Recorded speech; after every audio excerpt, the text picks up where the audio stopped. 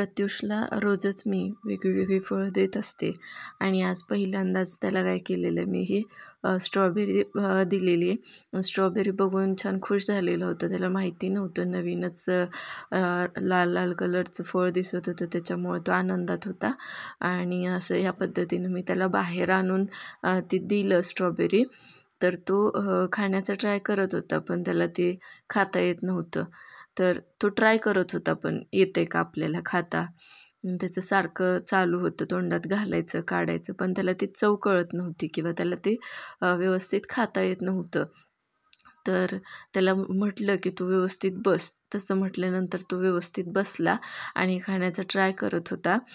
पण तरीसुद्धा त्याला ते जमत नव्हतं. त्यानंतर मी काय केलं की त्याच्याकडून ती स्ट्रॉबेरी मागून घेतली, की दे म्हटलं तुला व्यवस्थित मी हे करून देते.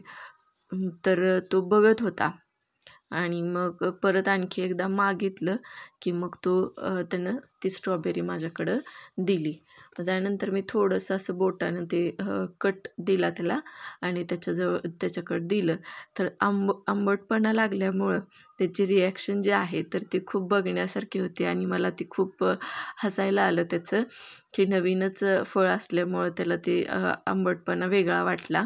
नंतर मात्र तो छान चोखत बसला होता, की त्याला ते नंतर अगोदर वेगळं वाटलं, पण नंतर तो असा त्याला घेऊन बसलेला होता, चोखत बसलेला होता. मुलांना असंच आपल्याला हळूहळू फळं खायला लावायची सवय लावावी लागते.